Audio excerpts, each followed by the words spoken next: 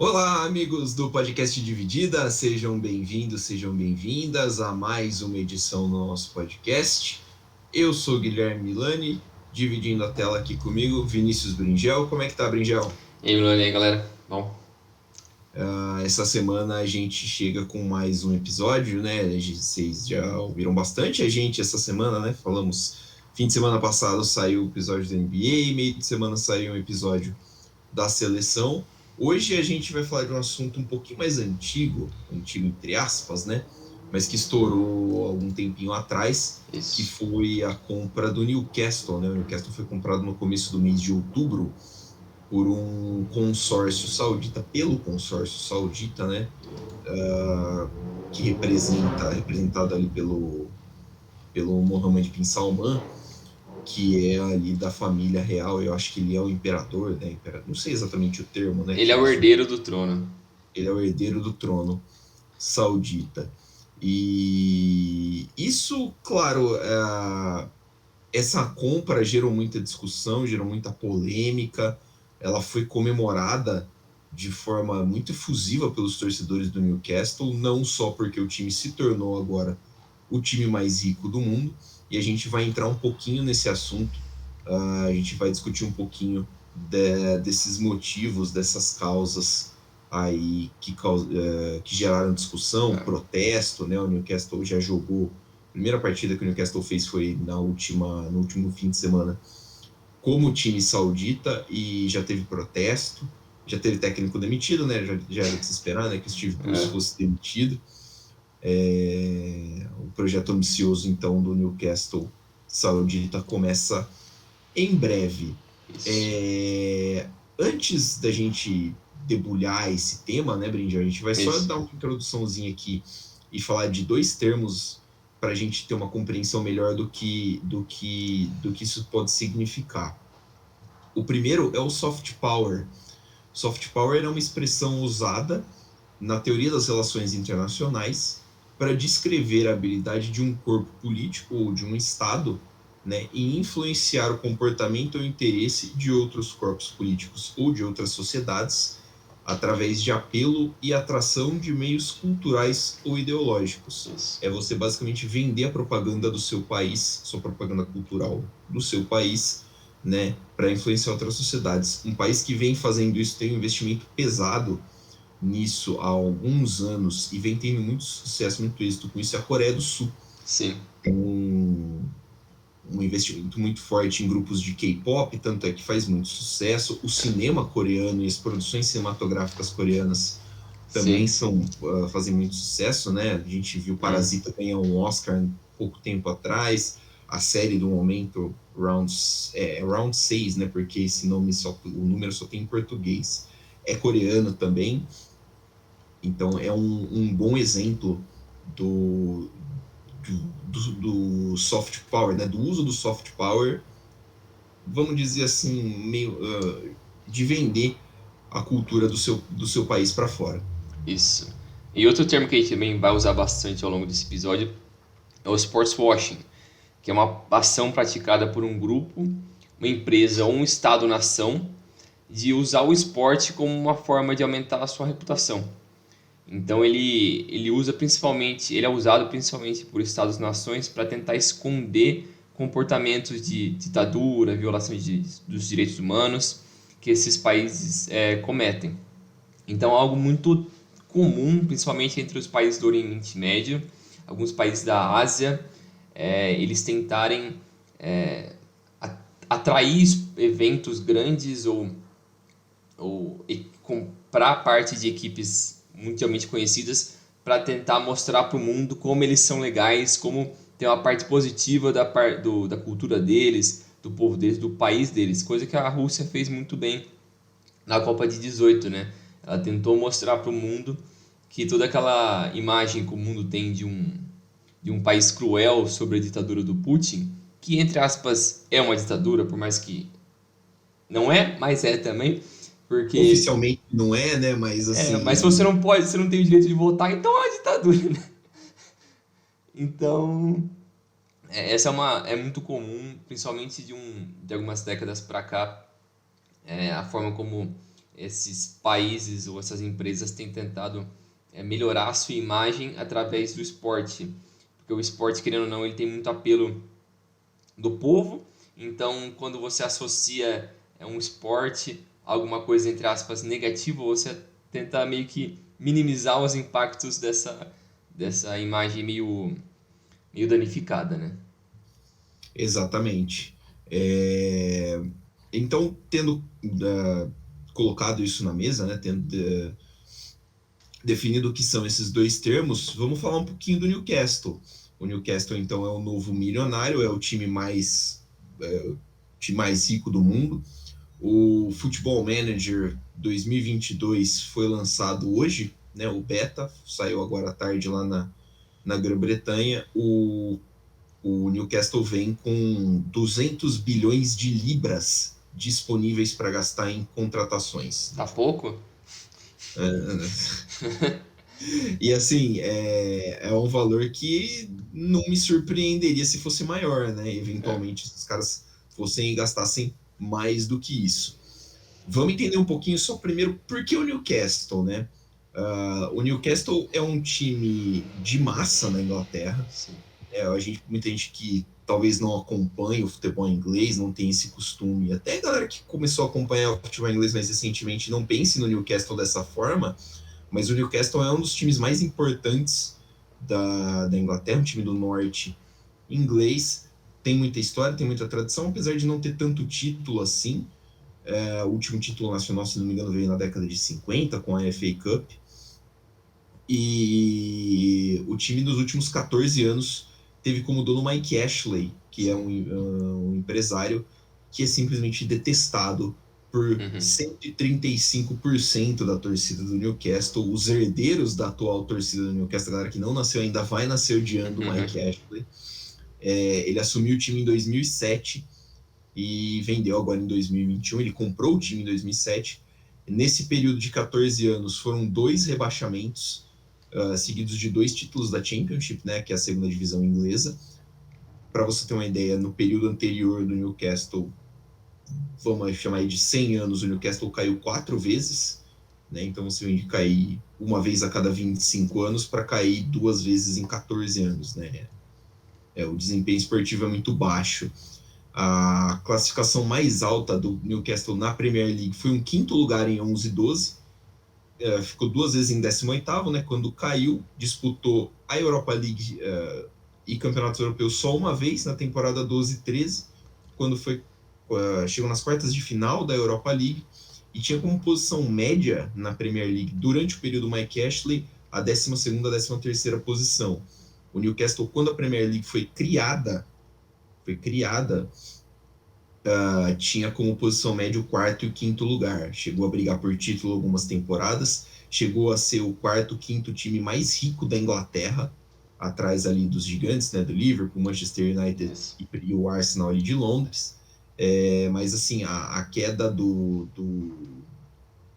time com o Mike Ashley, que chegou prometendo investimentos e efetivamente ele não fez, né? Ele nunca procurou investir muito no time, nunca procurou valorizar o time, e a impressão que sempre passou é que ele usava o time para valorizar a empresa dele, né, que é a Sports Direct, que durante um tempo patrocinou, inclusive era o naming rights do estádio St. James Park, era Sports Direct Park. Então a torcida, quando foi sacramentada essa venda do Newcastle pro consórcio saudita, a torcida foi literalmente para a rua comemorar, foram na frente do estádio, fizeram uma festa. Teve gente que no primeiro jogo já foi vestido com aquelas túnicas sauditas e tal. O Newcastle já teve que pedir educadamente para eles não usarem essas roupas, se não forem do costume das pessoas usarem, porque, né, não é o costume do inglês. Então é uma venda que deixou boa parte da torcida muito contente. A parte que ficou só contente é porque tem as preocupações em relação ao fundo, né? Não o dinheiro do fundo, mas assim, como é que eu vou explicar? A situação da Arábia Saudita, né? Que é uma ditadura, não é assim um país que respeita muitos direitos humanos. Então tem essa questão que também foi debatida, né, Brinjal? Aí tem a questão da venda do time, né? É, a venda do time já, essa história da venda do Newcastle para esse fundo de investimento saudita já tá para acontecer, já tinha mais de ano. Ele chegou muito perto de acontecer em 2020, só que ele não deu certo porque a Premier League ela viu alguns problemas em relação a um certo conflito de interesse por parte de uma pressão também que tá acontecendo por causa do Qatar. Porque o Qatar, o Estado Qatar e também o PSG, que depois é algo que a gente vai falar um pouco mais para frente, ele é um dos donos do Bein Sports. O Bein Sports é um canal de televisão que ele é quem detém os direitos da Premier League na área do Golfo e do Norte da África. Então, eles é que detêm os direitos ali, só que o governo saudita financiou um canal pirata para transmitir a Premier League nesses mesmos locais, que chamava BOutK. Então, os sauditas fecharam esse canal e tiraram essa Bein Sports do país deles. Então, tinha todo um conflito e uma guerra de ego ali entre os sauditas e o pessoal do Catar por esses direitos. Então, tinha muita confusão ainda assim, coisa que não era muito esclarecida, que o pessoal da Arábia Saudita não esclareceu muito bem para a Premier League na hora de tentar comprar o Newcastle. Por mais que estavam as negociações bem avançadas, a Premier League estava com um pouco de pé atrás em relação a isso. E também é algo que não fica muito claro quais são as intenções do Estado ao tentar comprar o Newcastle. Que por mais que agora se concretizou, é algo que também tem essa dúvida quando a gente fala sobre o City e sobre o PSG. Porque, pelo menos no Reino Unido, não tem uma legislação onde o Estado, que, por exemplo, a Arábia Saudita está investindo em alguma coisa, numa empresa, qualquer que seja, no Reino Unido. Ele não precisa deixar claro exatamente quais são suas intenções exatamente, se é em questão financeira, se é uma questão de entretenimento, se é uma questão política, o que eles estão atrás exatamente. Coisa que é diferente nos Estados Unidos, que eles têm uma lei que chama FARA, que é a Lei de Registros de Agentes Estrangeiros, que você tem que necessariamente deixar claro quais são os seus objetivos de comunicação e deixar uma distinção clara entre o que é o objetivo político, no caso do seu Estado, e o seu objetivo como negócios. Então, como no Reino Unido não tem isso, fica muito aberto para basicamente o pessoal fazer o que quiser.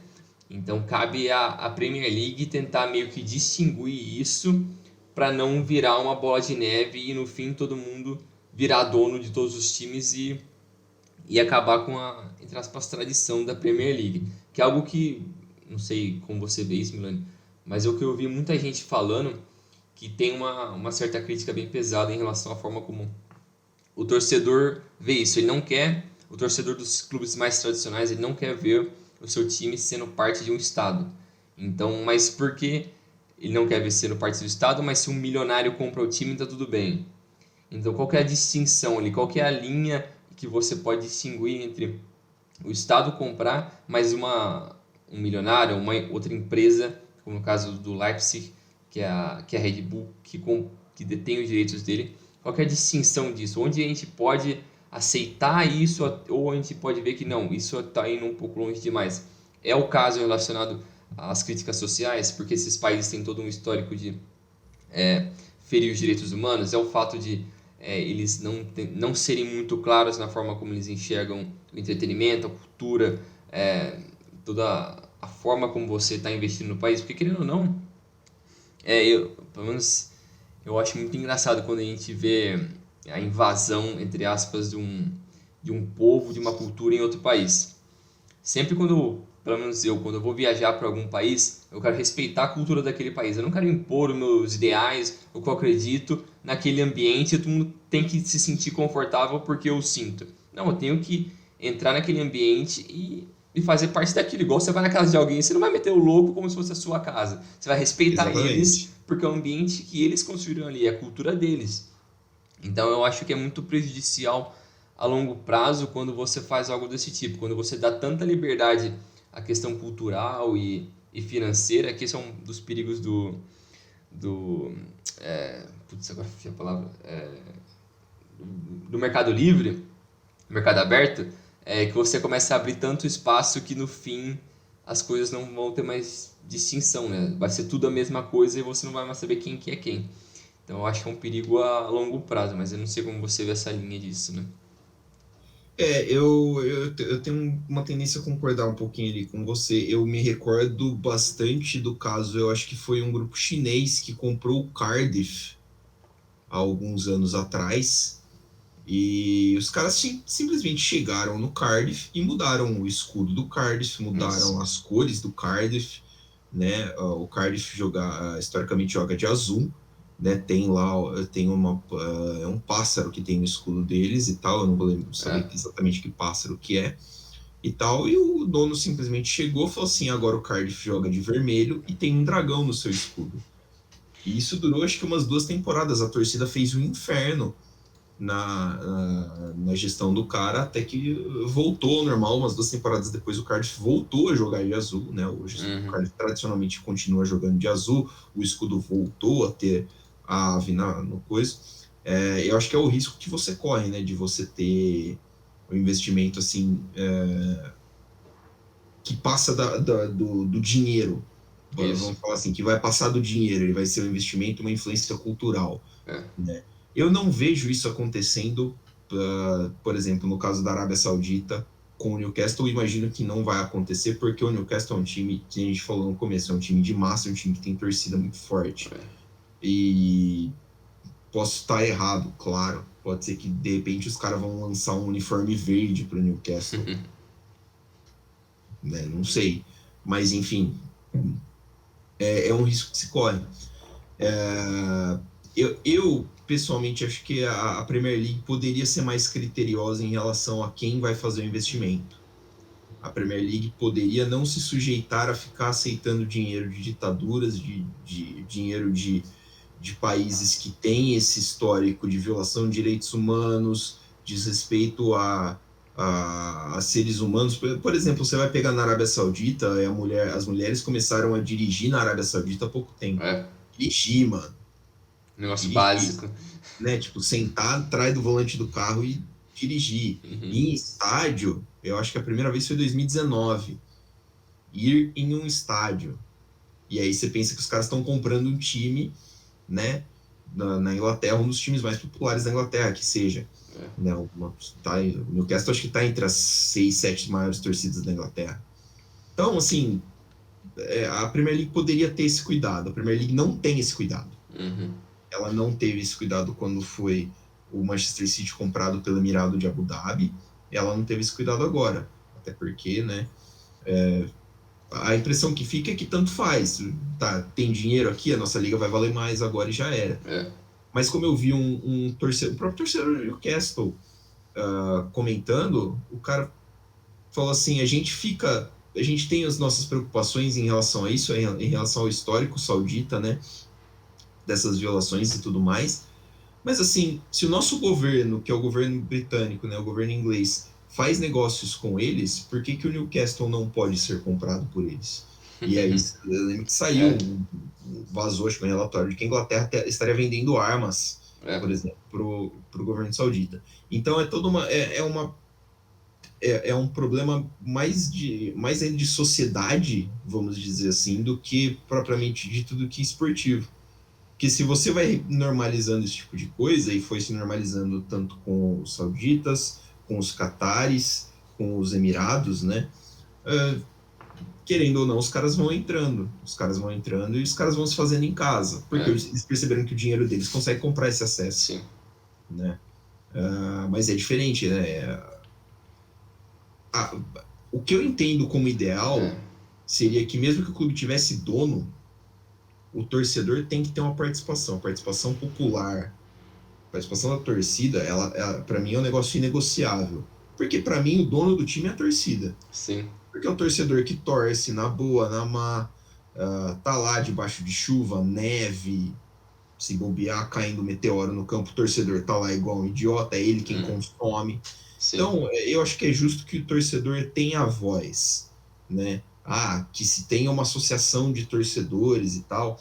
mais ou menos o esquema como é na Alemanha, É. né, que os torcedores têm assembleias em que as pessoas podem dar ideias e tudo mais. Eu acho, esse para mim seria um modelo ideal, em que você pode ter investimento de terceiros, claro, até porque senão, principalmente hoje, o time não tem como você se manter na base do amor à camisa, né? Uhum. Só, mas que não se esqueça das suas raízes e de quem ajuda a sustentar o time, de certa forma, como também os torcedores. Na Inglaterra, essa cultura é muito forte. Isso. Torcedores protestam muito. A gente viu quando saiu a Superliga, os torcedores Sim. do Arsenal foram vários dias para a rua para pedir a É. saída do Stan Kroenke. Tem uma rejeição bem forte por parte da torcida, né? Sim, a rejeição à Superliga e ao dono. A Uhum. torcida do Manchester United também a gente não precisa nem falar, né? O torcida do Manchester United odeia Os os Glazer. Glazer. Então, assim, é importante ter esses movimentos de torcida forte, mas é meio conflituoso, né? Você parar para pensar assim que é um dinheiro que vem de, de situações tão escusas, né? De situações tão sujas assim, e que possam que sirvam para maquiar um pouquinho a aparência internacional É. desses lugares. É meio esquisito, tanto que acho que a gente vai falar um pouco mais pra frente depois, né, de vários exemplos que a gente tem em outros esportes, em outros exemplos da história, onde eles usam a cultura e o esporte como forma de mascarar ou de tentar minimizar uma questão política ou uma questão social que é encarada de uma forma negativa, né? Então tem vários exemplos disso na história, mas outros times que também têm uma forma similar com essa do Newcastle, com essa história, é o City, que é que é bancado por um fundo dos Emirados Árabes, e o PSG de um fundo do Catar. Todos eles também são bancados pelo Estado, né? Tem alguma relação com o Estado, mas eles também não deixam claro que tem uma separação entre os ideais ali, do que é investimento, do que é uma questão política, do que é uma questão de entretenimento, eles não deixam claro exatamente isso. Mas se você procura a fundo quem são os investidores dos patrocínios dessas equipes, na verdade é todo mundo a mesma pessoa. Você vai olhando para trás do histórico ali, são o mesmo grupo de pessoas que fazem parte de um grupo político, seja do Catar ou dos Emirados Árabes, que detém os direitos desses patrocínios e com o passar dos anos eles vão meio que inflando ali para conseguir trazer mais investimento para a equipe e burlar um pouco o fair play financeiro. Porque o fair play financeiro ele é, de certa forma, algo para tentar barrar esses investimentos muito fora da realidade que vinha acontecendo de uns anos para cá, né? Com esses estados entrando, com os milionários, como o caso do Abramovich no Chelsea, para tentar não deixar o futebol um futebol manager, onde o cara simplesmente pode fazer o que ele quiser e foda-se. Então, a ideia base do fair play financeiro, eu acho que funcionaria bem se ela não fosse tão. Se ela não fosse. Quem ditasse as regras disso não fosse a UEFA, que é outro ambiente super sujo, que também. É muito complicado falar dessas coisas, porque todas essas organizações têm os seus interesses próprios, né? Então, por mais que eles falam externamente os ideais deles, não, a gente quer isso, a gente quer aquilo, mas por trás tudo consegue se contornar por questões políticas ou financeiras, né? É uma grande troca de influência, né? É, Você troca um pouquinho você libera uma coisinha aqui por um apoiozinho ali, né? é, E assim, o dinheiro ele acaba encontrando um caminho para se valer. sim, Essa questão que você falou aí, você citou a brecha a brecha não, mas o drible que o City deu no fair play financeiro, né?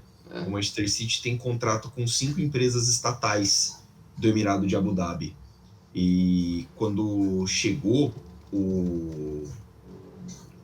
quando o time foi comprado pelo fundo de investimento, fecharam-se esses contratos e aí esses contratos foram inflando nas primeiras temporadas, né, de forma com que a receita do time fosse maior. Então aí com a sua receita maior você pode gastar mais e estaria dentro do teto. O problema é que esse dinheiro das estatais, ele vem, lógico, do fundo, que é ligado ao emir lá, ao ricão lá, o dono da porra toda. Sim. E aí não é simplesmente o dono chegar lá e botar aquelas malonas de dólar em cima da mesa. É justamente por isso que o fair play financeiro foi citado. Então, essa é uma forma de driblar. E aí o FFP. E aí você acaba criando desvantagem, né? Você acaba criando uma desvantagem esportiva em relação aos outros times. O método do City, do PSG e do Newcastle agora é muito, quem se for que é comum, porque o fundo de investimento ele é sempre representado por alguém da família real desses países. Né, dos Emirados Árabes, do Emirado de Abu Dhabi, né, que são 12 Emirados diferentes. O City é do Emirado de Abu Dhabi, exclusivo. O do Qatar, que se não me engano o cara do presidente do investimento é primo do Sheik lá, e o presidente do fundo saudita também. Então, assim, embora esses fundos eles insistam em dizer que não, que são independentes e que não é exatamente assim que funciona, cara, é você olhar e falar assim, cara, são duas pessoas que são muito próximas, são primos, são parentes, Sim. que têm negócio junto. É basicamente impossível, são membros da família real. Então é basicamente impossível você falar que não é a mesma coisa, né? Tipo, que não dá, que não é, por exemplo, o governo saudita que está botando dinheiro no Newcastle, que não é o governo dos Emirados Árabes que está botando dinheiro no Manchester City, né? Que não é o governo do Qatar que está comprando Deus e o mundo pro PSG. Entendeu? Então, assim, a UEFA acaba fechando os olhos para isso, né? Porque a UEFA cometeu erros suficientes para precisar da influência dessa galera, da influência do dinheiro dessa galera. E aí a gente lembra que o Platini, muito tempo atrás, tem casos de corrupção, né? Eles costumam abrir a perna para quem tem mais dinheiro para levar competições, organizar competições e favorecer países com mais vagas, né, nas competições. A Eurocopa acabou subindo para 24 seleções há pouco tempo. Então, assim, é muito, muito, muito difícil a gente ver assim que hoje é muito difícil a gente pensar que essa influência desses Estado-nações vai terminar ou vai ser diminuída em um curto espaço de tempo, né, Brinjão? Eu acho que a Premier League ela tem que tomar alguma atitude rápido para não deixar esse negócio que está acontecendo atualmente virar uma bola de neve absurda. E não só a Premier League, mas é que a Premier League é o principal porque ela é a liga que gera mais dinheiro. Isso foi até uma crítica que eu vi hoje o presidente do Bayer Leverkusen falando disso, que para ele não tem mais como ele competir a nível europeu e principalmente ele tem um receio da Bundesliga virar meio que uma subsidiária, entre aspas, da Premier League.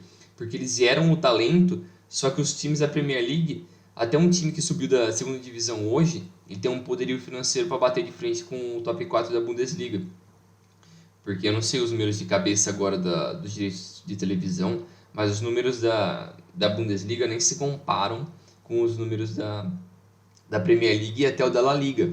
Então é muito difícil para você competir com esses times a nível de você gerar um talento e você ficar com ele até os 24, 25 anos, até mais com um cara que é um bom jogador. Porque ele chega com 19, 20, ele já fica atentado por tantas propostas do exterior que ele tem. Na Premier League, por basicamente todos os alemães conseguirem falar inglês bem, o cara consegue com muita facilidade ir para lá e o time, no caso, ele acaba perdendo a qualidade. Ele tem que ir atrás de mais jogadores, formar mais jogadores. Isso é um processo difícil. Não é uma plantação ali que toda hora vem um negócio do nada.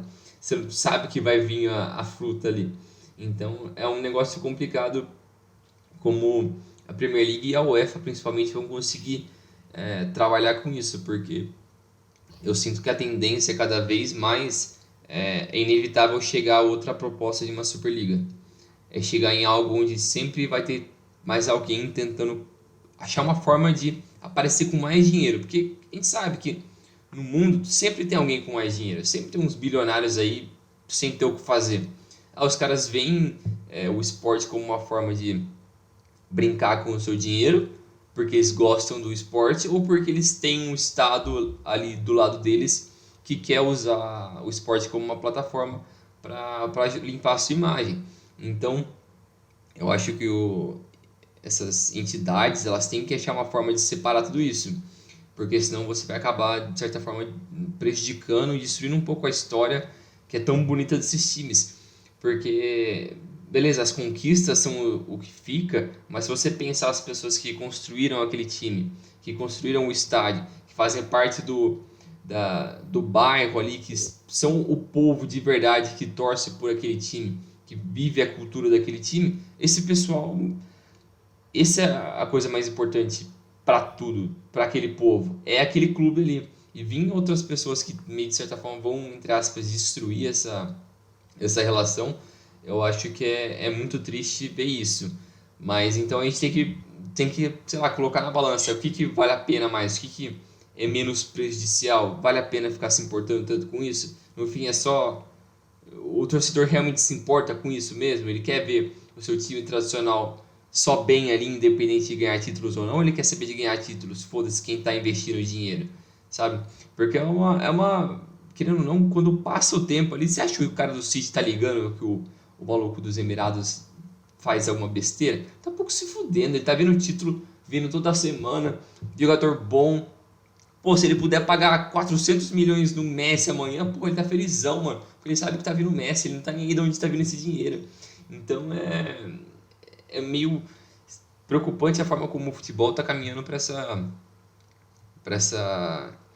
caminho sem volta, eu acho. Então é um pouco difícil ver como eles vão trabalhar com isso. O caso do Chelsea, que eu acho que também assim, vale a pena a gente comentar, porque o Chelsea, diferente desses clubes que são bancados por um estado, ele é bancado por um milionário. Ele foi, talvez seja o primeiro, um dos primeiros clubes que apareceu com esse nível de investimento assim, né? Que apareceu um cara que falou, não, aqui a gente vamos botar para quebrar esse negócio.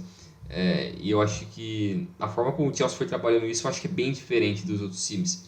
Porque primeiro, que o time base daquele Chelsea 2004, 2003, já era um time bom.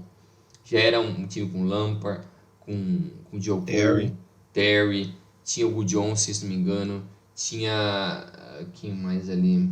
O Peter Cech já era o goleiro? Não. O Cech chegou... O Cech chegou depois. Mas mesmo assim, ele tinha uma base boa, então era um time competitivo, estava quebrado sim, mas era um time competitivo. Então, mesmo com poucas mudanças ali a nível financeiro, ele já conseguiu ser top 4 europeu. Chegou em semifinal de Champions, acho que 2 anos depois de ser comprado, algo assim, com o Mourinho, né? E eu acho que é diferente do que o City fez e do que o Newcastle está fazendo. Pelo menos vai fazer, né?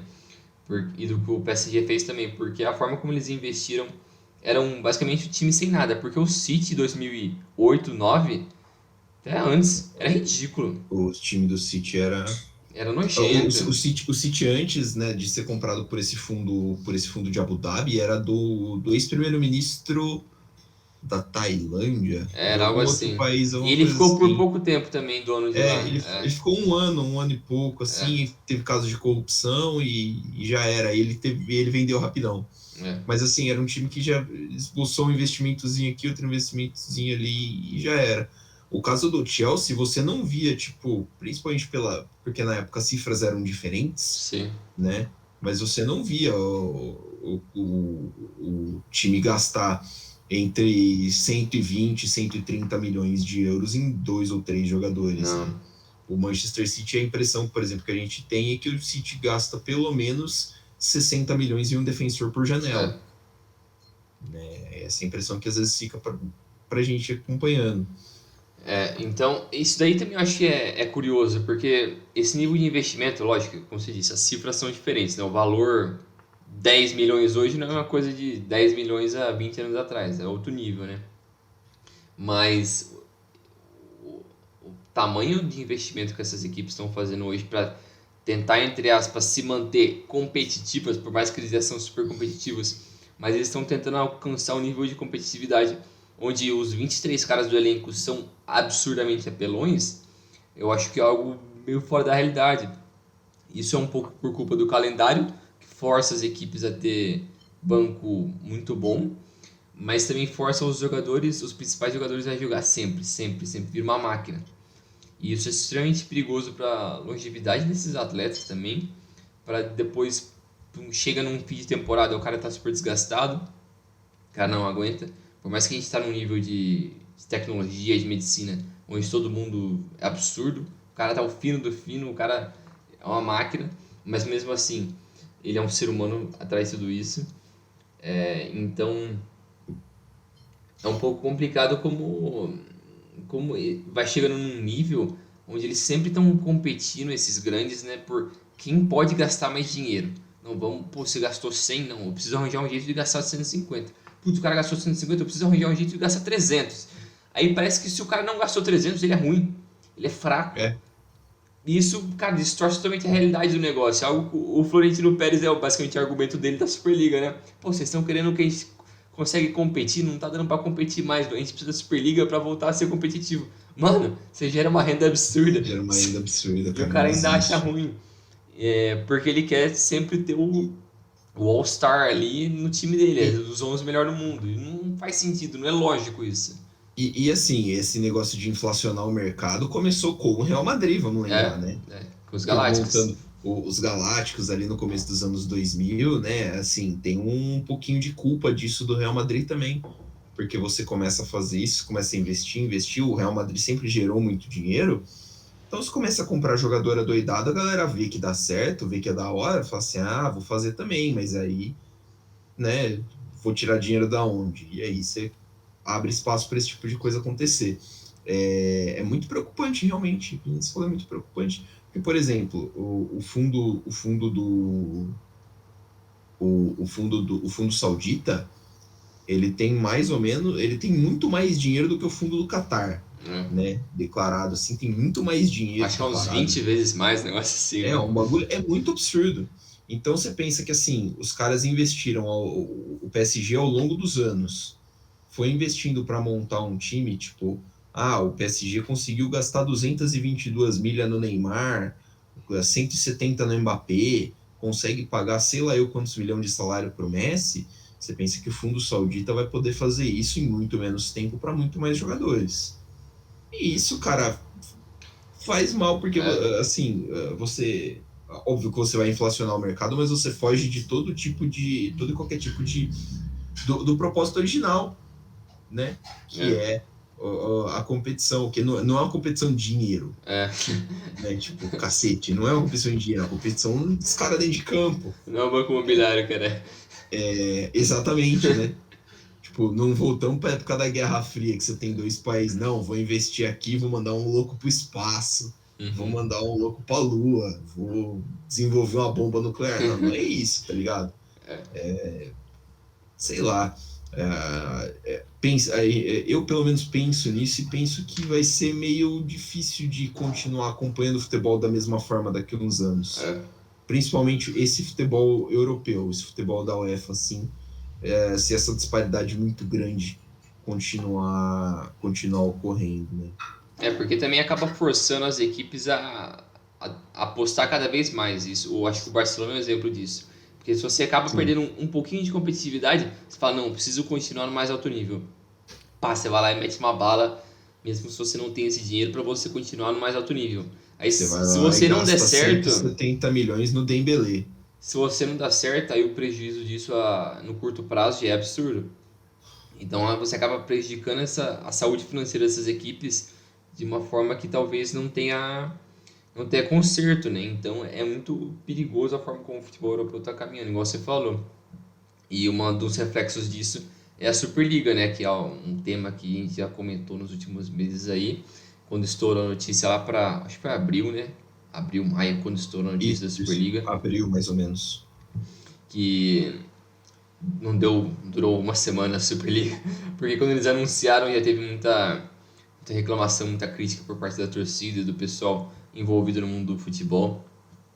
Mas é algo que eu li um artigo hoje sobre isso, que detalha um pouco da forma que aconteceu nos bastidores do futebol europeu pós-Superliga, pós-queda da Superliga, até onde a gente está agora durante a gravação, Barcelona, Real Madrid e Juventus ainda fazem parte da ideia da Superliga, né? Eles não abriram mão disso ainda.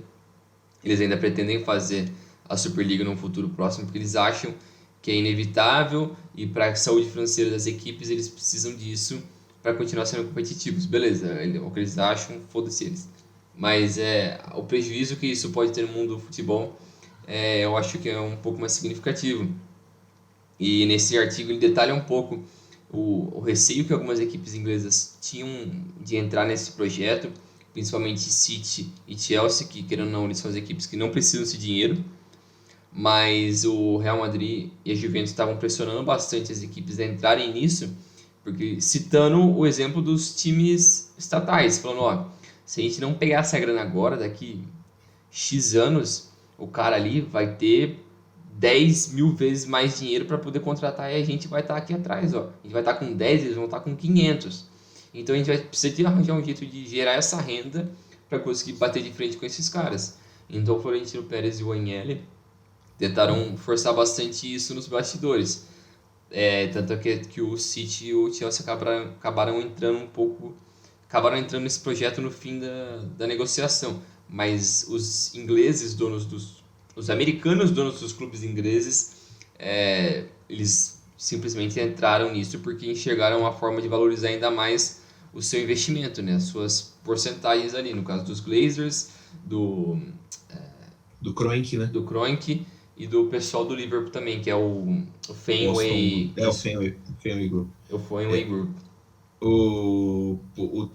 Tanto que isso que você falou, né, do City e do Chelsea, eles foram os primeiros times a pular fora, né? Eles foram os primeiros times a pular fora dessa ideia da Superliga. Eles perceberam, deviam ter percebido antes, né, que a repercussão seria bem negativa, mas assim, perceberam que dentro ali do círculo de torcedores e tal, e da galera que acompanha o futebol, a ideia era uma merda, e já pularam fora, falaram assim, não vai dar não, e já era, esquece essa fita aí.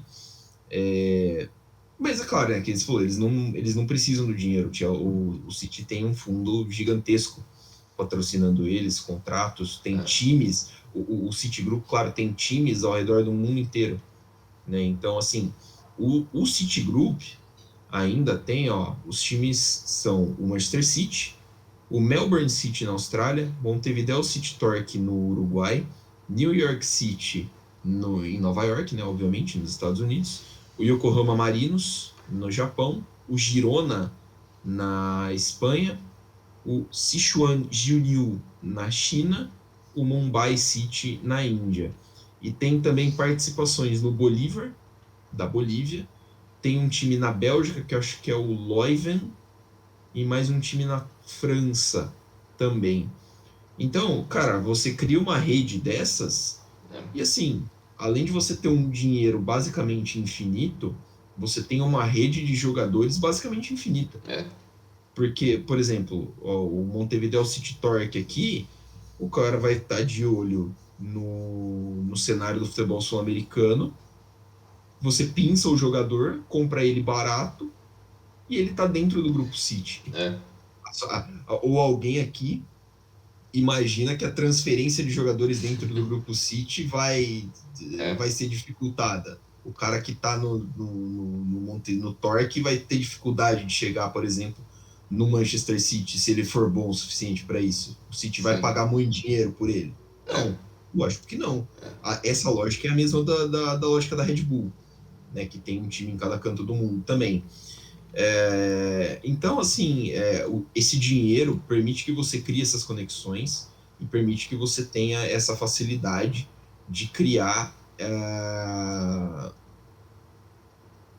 gaps, né? Porque é uma distância muito grande hoje que tem de investimento o Manchester City para o próprio Barcelona, que é um time que teria que ter uma capacidade de investimento grande, entendeu? Então é bem problemático esse tipo de coisa, É só uma coisa, eu tinha até lido num artigo também hoje falando sobre a forma como o grupo City decidiu começar a trabalhar. O foco deles era ser um modelo de negócio similar à Disney. A Disney era meio que o objetivo, meio que o modelo deles que eles queriam seguir, que era ser algo internacional. E isso que você falou, e ter várias equipes em vários países do mundo, é basicamente levar isso para um outro patamar. Que é uma coisa é você ter um time, outra coisa é você ter uma rede infinita de jogadores que você pode pensar todo mundo. Então, se você, tipo, compra um cara, ele não tá formando muito bem, manda ele para outro país, manda para outro, fica fazendo esse bate e volta, consegue fazer o que você quiser com o cara. Então, eles conseguiram levar isso para um outro patamar que é bem absurdo. E o Chelsea, eu acho que, cara, ele tá numa saúde financeira tão estável que o Abramovich pode vazar e os caras vão ficar basicamente por um bom tempo super tranquilos, não precisa do dinheiro dele para mais nada. Eu acho que eles já são bem sossegados em relação a isso. Eu acho que se, por exemplo, o Chelsea, o Abramovich saísse do Chelsea hoje, não vejo o Chelsea caindo muito, não, porque para mim estaria ali no patamar do Liverpool, no máximo no patamar do Leicester, que para mim é um exemplo que dá para você ser plenamente saudável tendo um dono. É. O Leicester tem, né? O dono do Leicester é a. Como é que Indonésia, chama? não. Hã? Indonésia, não. Não, é um cara da Tailândia. Singapura. Não, É a King Power. A empresa chama King isso. Power. Nunca fez investimentos absurdos, né? O tanto que o time foi campeão inglês, tendo como principais jogadores um cara que veio da segunda divisão francesa e outro cara que veio, sei lá, acho, da terceira divisão da França, que era o Kanté. Uhum. Porque, assim, são duas oportunidades de mercado. O Vardy era uma oportunidade de mercado que quem tomou essa oportunidade foi o Leicester, mas poderia ter sido, sei lá, o Bournemouth, poderia ter sido o próprio Newcastle, que naquela época não era É. trilhardário, porque, assim, os times da Premier League geralmente são mais ricos. Volta no que você estava falando, de que a Premier League está criando uma distância para as outras ligas, primeiro porque a Libra vale mais, É. segundo porque Televisão, né? os contratos de televisão valem muito dinheiro, né? Você citou no começo do programa a BeIN Sports, que meio que vetou, né, o contrato, a compra do Newcastle pelo fundo saudita. É o contrato mais rico fora da Grã-Bretanha. O contrato de televisão mais rico fora da Grã-Bretanha é o deles, para Uhum. transmitir a Premier League para o norte da África e para o Golfo Pérsico ali. Então, assim, um time da Premier League bem administrado, em 5 anos, ele consegue ter vantagem sobre Sim. basicamente metade da Europa, assim, a metade do alto nível europeu. A gente está falando ali dos 20 times da Inglaterra, os 20 times da Itália, os 20 times da França, que vão ser 18 em breve, os 20 times da Espanha e os 18 times da Alemanha. Um time bem administrado da Premier É. League por 5 temporadas, porra, você faz muito dinheiro, cara. É. Então, a discrepância vai ficar cada vez maior. Isso. Seguindo aí um pouquinho, né, nessa situação dos times-estado, nem sempre o Estado-nação ele compra o time, né? Às vezes ele só vai se utilizar do que a gente chamou de sports washing, né, do termo de sports washing, para melhorar a sua imagem, mas às vezes em menor escala, como por exemplo Ruanda, que é um dos países mais pobres da África, é um país que está ali, tem quase metade da sua população na linha da miséria, é um país realmente muito pobre, dentro de um grupo de países muito pobres, e mesmo assim o governo do país gasta muito dinheiro e recebe muito dinheiro patrocinando o Arsenal. Na manga da camisa do Arsenal está escrito lá, visite Ruanda, no que era para ser uma campanha de turismo e tudo mais, mas na verdade é um meio, né, de tentar encobrir aí abusos ditatoriais dentro de um país extremamente pobre, né? A gente tem o caso da Gazprom, também, que é uma empresa de gás natural da Rússia, que tem ela é majoritariamente sócia do Zenit, né? Ela tem uma grande parte do Zenit São Petersburgo. Ela é uma empresa que tem, eu acho que é cerca de 60% dela é do Estado russo, né? Então ela faz uma boa parte do governo. É como se a Petrobras fosse dona de um time. Mas ia dar merda. Se fosse a É, Petrobras. né? Mas é basicamente isso. É, então você tem um time de futebol, o time de futebol mais rico da Rússia há algum tempo. Você tem patrocínios fortes, por exemplo, faz muitos anos que a Gazprom patrocina o Schalke 04 na Alemanha, colocou muito dinheiro, é que o Schalke não soube administrar, né? É. E aí acabou. O Schalke está na segunda divisão da Alemanha. Mas, enfim, é outro caso, né? Outro caso desses de se utilizar do esporte para tentar melhorar a sua situação perante o mundo, né? E isso acaba fugindo também do esporte futebol e se espalhando por outros esportes, né, Brinjel? Isso. Tem até alguns exemplos que a gente pode dar aqui de outros eventos para dizer como, para explicar, né, como esse negócio do sports washing não é uma exclusividade do futebol, né?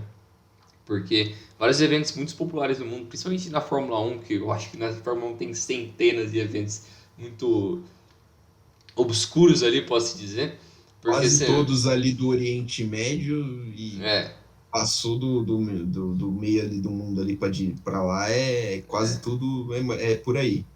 Mas a gente pode lembrar um pouco no boxe, porque tem duas lutas muito famosas, que eu lembro até que eu já assisti documentário sobre elas. Em 74 teve a disputa do peso pesado entre o George Foreman e o Muhammad Ali, que é a luta conhecida como The Rumble in the Jungle, que aconteceu no Congo, na República Democrática do Congo, onde é a República Dominicana, Democrática.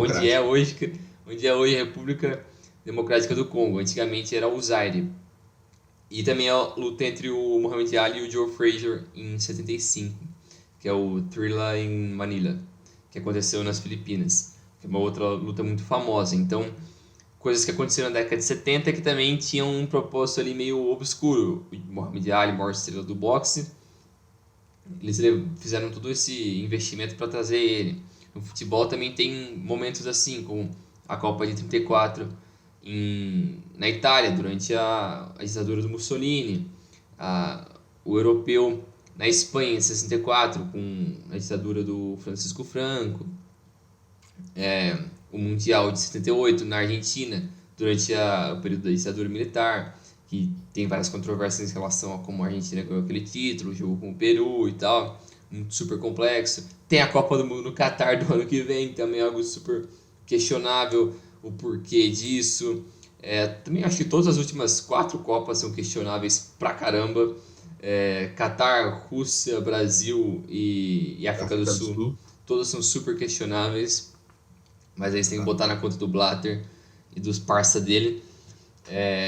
Tem eventos de esporte também que são super controversos, na Fórmula 1, na MotoGP, até na própria, os Jogos Olímpicos também tem um histórico também de fazer eventos super controversos, que eu acho que alguns deles não se enquadram nesse esquema de, de sports Sports washing. washing. Isso não entra no sports washing, mas ele é controverso por estar acontecendo um evento de escala mundial em um local onde tem tantos problemas sociais, como eu acho que os principais exemplos disso foi no Brasil na última década, que teve a Copa e a Olimpíada. O Brasil literalmente não era um lugar para, não é exemplo de porra nenhuma, é exemplo de gente se fudendo.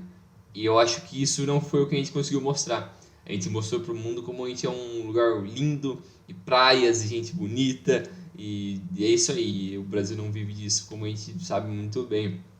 Mas é o que acontece nesses eventos, né? A gente tenta mostrar a parte boa e a parte ruim fica pra gente que toma no cu aqui todo dia. Mas essa é a realidade do mundo, né? E o sport washing eu acho que é um pouco disso. Mas tem outros eventos também. Na Fórmula 1, acho que você conhece bem mais do que eu. Tem um histórico com o Azerbaijão e explica um pouco mais disso aí, mano. A Fórmula 1 começou a andar por esses meios a partir ali, mais ou menos, com mais firmeza a partir de 2004, né, do meio da década. Dá para a gente citar como o caso de sports washing os grandes prêmios da África do Sul, realizados no meio do apartheid, né? Alguns sofreram boicotes de algumas equipes e tudo mais, mas assim, acontecia, tá? E ninguém nunca ligou. A verdade é essa, ninguém nunca ligou. Uhum. Era a década de 60, década de 70, década de 80. Você pode falar as cabeças eram outras, mas assim, não justifica. Obviamente não justifica. Depois disso, a Fórmula 1 se focou bastante ali, principalmente no período entre o final da década de 80 e a década de 90, nas pistas europeias, e depois começou a desbravar ali para a Ásia, né? Começou na Malásia, e aí em 2004 entram no calendário Bahrein e China, Uhum. que são países que têm aí recordes de desrespeito aos direitos humanos, né? E aí, depois disso, a sensação que eu fico é que desandou. Porque é só você chegar, eu entendo que a Fórmula 1 passou por um período muito, muito difícil de crise financeira, principalmente depois de 2008, muitas montadoras saíram do esporte, né? O esporte teve problemas, a FIA e a Fórmula 1 tiveram muitos problemas para se manter num nível alto, para se manter como o top tier do automobilismo. Mas assim, aí começa em 2009 o Grande Prêmio de Abu Dhabi, nos Emirados Árabes Unidos. Abu Dhabi, o mesmo do Manchester City. Então, a corrida lá acontece desde 2009. Geralmente é a última corrida, o que torna ela uma das mais importantes, né? E uma das mais assistidas. Depois veio Rússia 2014, o Azerbaijão a partir de 2016. O Azerbaijão eu falo um pouquinho mais daqui a pouquinho. Mas aí, a partir dessa temporada de 2021 e pelos próximos 10 anos, a Fórmula 1 vai correr em Jeddah, na Arábia Saudita, e em Losail, no Catar, que são também os outros dois lugares que a gente citou durante o programa inteiro, né? Sim. São 3 lugares cheios de problemas com democracia, com liberdades individuais, que não respeitam direitos de mulheres, de pessoas LGBTs, de dissidentes, não gosto nem de usar o termo adversário político, porque, né? Mas assim, de opositores políticos mesmo. Não existe esse tipo de coisa. Ou você segue o que está escrito aí, ou é degolado, irmão. Uhum. E não é nem prisão política, é degola. Então, é muito questionável que a Fórmula 1 precise desse dinheiro, né? A Fórmula 1 que lançou uma campanha muito legal ano passado contra o racismo, contra a discriminação, e continua não, né? E expandiu ainda mais o seu mercado dentro desses lugares. O Qatar que já cedia a etapa inicial da MotoGP há algum tempo, inclusive, né? A MotoGP também é a principal categoria das corridas de moto, então também não é nada novo. O Qatar fazendo esse tipo de investimento pesado, né, em estrutura, em times, em eventos, para tentar limpar a imagem do país perante a comunidade internacional.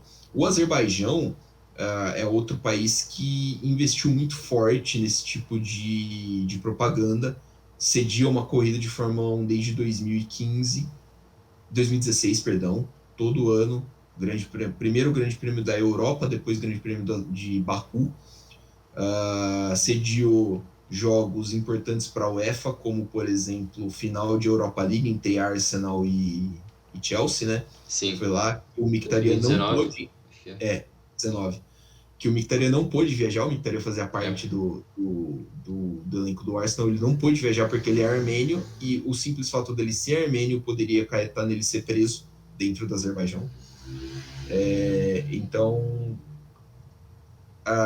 são países que têm essa influência por causa do dinheiro. O Azerbaijão é muito rico em gás natural. Países que usam esse dinheiro para comprar esses eventos, trazer esses eventos, sediar esses eventos e encobrir todo esse problema que eles têm com a população do seu próprio país, né? É. Acaba utilizando o esporte que a galera assiste por diversão, né? Por distração. e acaba trazendo esse tipo de problema. E aí é que entra, né, geralmente quando isso é citado, entra a galera que fala do não misturar esporte e política, né? E aí você fica, você não, como, irmão, você não vai misturar, né? Se é a tônica, né? Se esse negócio só está acontecendo Sim. por questões políticas, né? Sim. Quando você envolve dinheiro, entra todo mundo. Entra a política, entra a religião, entra a galera toda, porque esse pessoal tem mais interesse no dinheiro do que em qualquer outra questão, mano. Porque, lógico, eu Exatamente. tenho minhas ressalvas dessas duas coisas, mas a forma como a religião e a política desenvolveu muito historicamente é atrelado ao dinheiro e ao abuso do poder. Então, se você consegue de alguma forma tirar dinheiro e abusar da população ou do seu controle diante da sua população, perfeito para eles. É uma forma linda de crescer dentro do Do aspecto dele. mundo, Sim, da então. sociedade, né? Tipo, e ainda mais Sim. se você puder não sofrer consequências por isso, né? Que nesses países eles não sofrem. É, É tipo, impossível. é Porque eles têm impossível. muito dinheiro também. Então, eles voltam nisso que a gente já falou o programa inteiro. Eles usam o dinheiro deles para limpar um pouco essa imagem suja que eles têm. Porque quem vive nesses países sabe como funciona o negócio. Mas a gente está de Exatamente. fora, a gente não tem tanta clareza disso. E eles conseguem bloquear um pouco do barulho e das informações que saem para a mídia internacional. Então é um pouco complicado de lidar com esses países, né? Mas é isso aí. Exatamente. O dinheiro compra influência, que compra poder, que compra dinheiro, que compra influência, que compra poder. É, E segue esse ciclo é isso aí. até acontecer alguma coisa. Ficamos conversados, Brinjal? Faltou alguma coisa? É isso aí. Valeu, Milani, valeu, pessoal. Até a próxima. Valeu, galera. Valeu a todos, valeu, Brinjal. Só deixa eu dar um avisozinho pequeno, nem tão pequeno. Tá no ar o nosso site, adividida. Ponto, Blogspot, eu acho, não, WordPress. é WordPress, né? Wordpress.com. Estamos sabendo pra cá. Estamos sabendo bem o endereço do site. Mas o site está no ar. O Bringel já mandou o primeiro texto para o ar falando de estatística no futebol. Ficou bom pra caramba. Nas nossas redes sociais, Dividida Podcast, @Dividida Podcast, você encontra o link, tá? Já está tudo certinho. E daqui a algum tempo, não posso precisar exatamente quando, eu subo um texto falando um pouquinho de como foram as últimas temporadas de PSG, Manchester City e Newcastle antes da chegada dos donos bilhardários despejarem caminhões e caminhões de dinheiro em cima desses times, o que eram esses times antes disso. Não era bonito. Assim, né? Não era o que é hoje. É isso aí. Então, deve subir lá pelo feriado, acho. Ou se eu terminar antes. Enfim, fica aí então o nosso aviso. Fiquem ligados nas nossas redes sociais, @Dividida Podcast, em Facebook, Instagram e Twitter. Um grande abraço, valeu, Brinjal, valeu, pessoal. É nóis.